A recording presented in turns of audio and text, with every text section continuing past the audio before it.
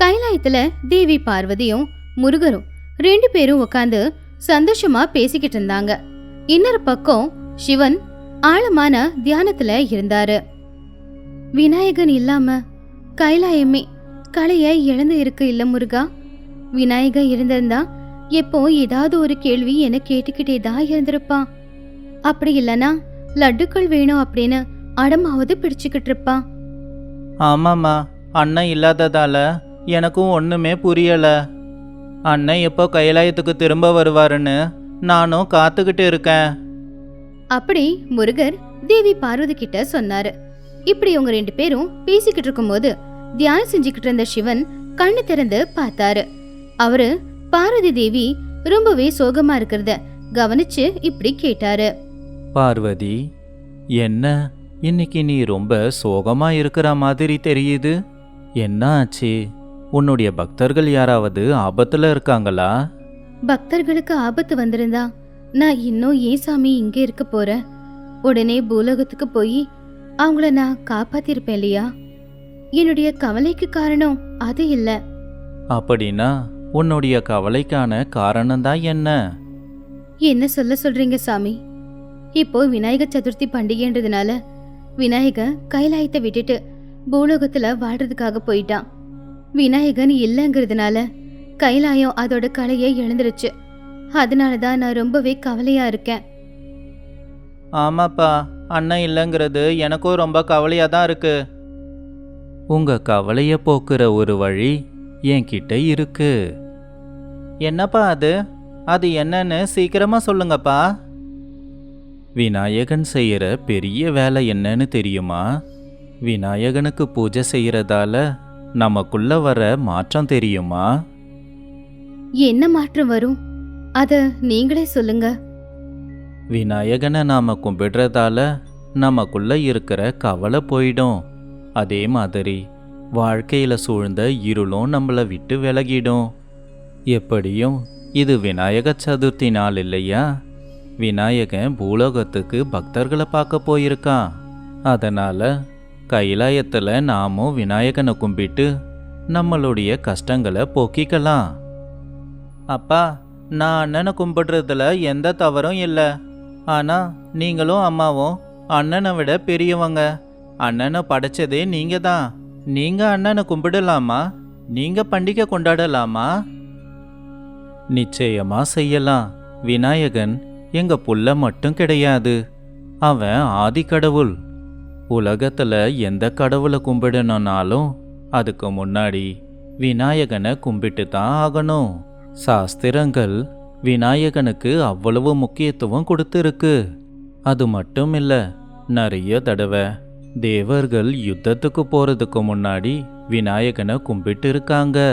உங்க அம்மா மகிஷாசூரனை வதம் செய்ய போகும்போதும் விநாயகனை கும்பிட்டுட்டு தான் போனாங்க.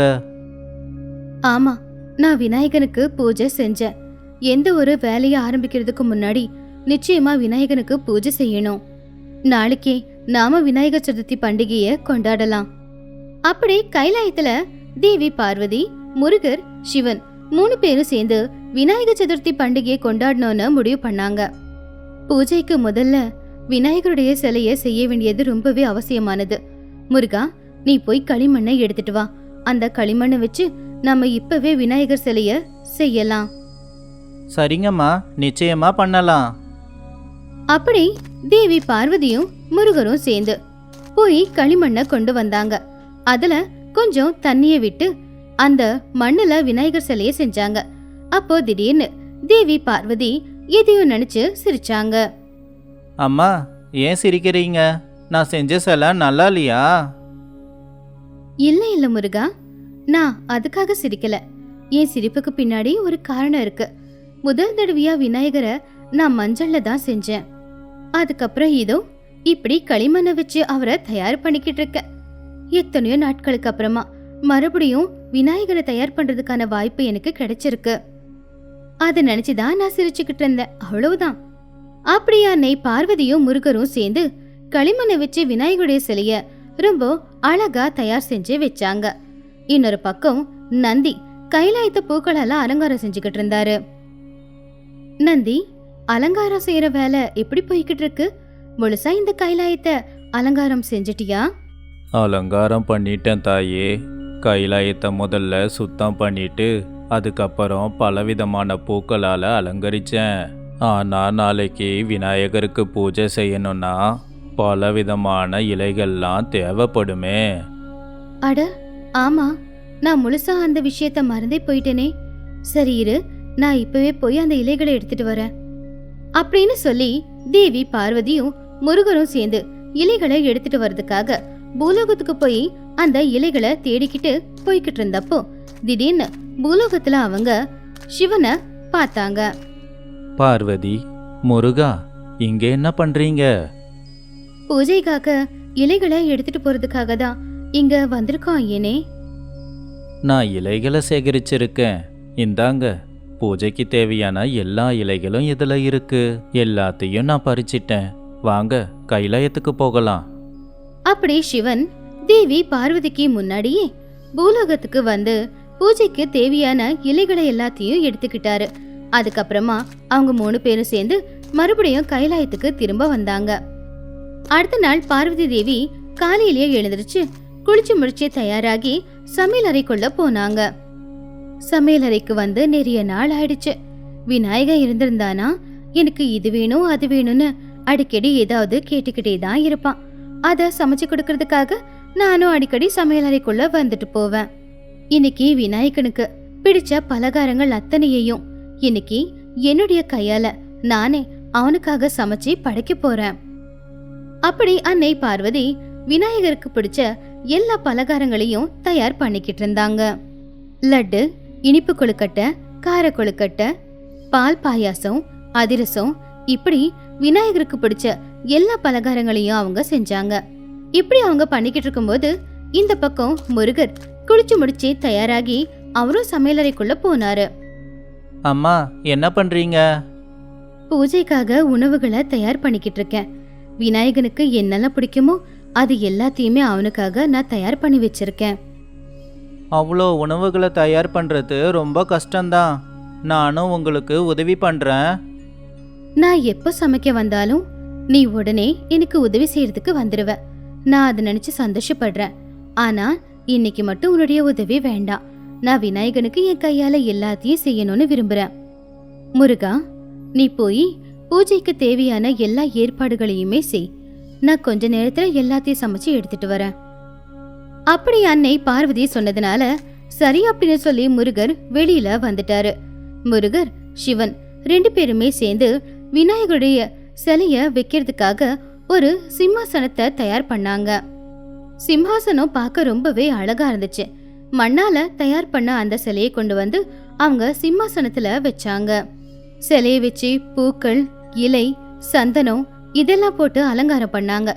இன்னொரு பக்கம் அன்னை பார்வதி விநாயகருக்காக செய்த எல்லா பலகாரங்களையும் கொண்டு வந்து சிலைக்கு முன்னாடி வச்சாங்க. நைவேத்தியம் செய்யறது கூட முடிச்சிட்டேன் ஐயனே. இப்போ இனி நாம பூஜைய தொடங்க வேண்டியதுதான். அப்படி கைலாயத்துல இருக்கிற எல்லாருமே விநாயகர் சிலைக்கு முன்னாடி வந்து உக்காந்தாங்க. அப்போ சிவன் மந்திரம் சொல்ல ஆரம்பிச்சாரு. முதல்ல மண் சிலைக்கு அவங்க உயிர் கொடுத்தாங்க. அதுக்கப்புறமா பலவிதமான பூக்களால விநாயகருக்கு அவங்க பூஜையை செஞ்சாங்க. அதுக்கப்புறமா கொண்டு வந்த இலைகளை வச்சு அவருக்கு அபிஷேகம் செஞ்சு பூஜையை முடிச்சாங்க. அப்போ அன்னை பார்வதி இப்படி சொன்னாங்க. விநாயகா, உனக்கு ரொம்பவும் பிடிச்ச உணவுப் பொருட்களை செஞ்சு வச்சிருக்க. இத சாப்பிட்டு பாரு. அப்படி அன்னை பார்வதி விநாயகருக்காக செய்த பலகாரங்கள் எல்லாத்தையுமே விநாயகருக்கு முன்னாடி கொண்டு வந்து வச்சாங்க. இந்த பக்கம் முருகர் தூப்புக்கரணை போட்டு அண்ணனை வணங்கினாரு. இப்ப எனக்கு ரொம்பவும் சந்தோஷமா இருக்கு ஐயனே.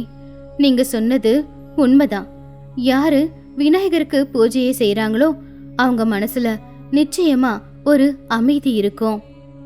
அம்மா, பசிக்குது, உடனே பிரசாதம் கொடுங்கம்மா. அப்படி முருகர் கேட்டதுனால அன்னை பார்வதி விநாயகருக்கு படிச்ச உணவுகளை எல்லாம் எல்லாருக்குமே கொடுத்தாங்க. அம்மா, நீங்க எத்தனையோ தடவை லட்டு செஞ்சிருக்கீங்க. ஆனா இந்த தடவை செஞ்ச லட்டுங்க உண்மையிலேயே ரொம்ப சுவையா இருக்குமா. என்ன இருந்தாலும் விநாயகர் முன்னாடி வச்சு பூஜை பண்ணதில்லையா, அதனால சுவை கூடியிருக்கும். அப்படி எல்லாரும் அந்த பிரசாதத்தை சாப்பிட்டாங்க. கைலாயத்துல இருக்கிற அத்தனை பேரும் அன்னைக்கு விநாயகர் சதுர்த்தி பண்டிகைய ரொம்ப சந்தோஷமா கொண்டாடினாங்க.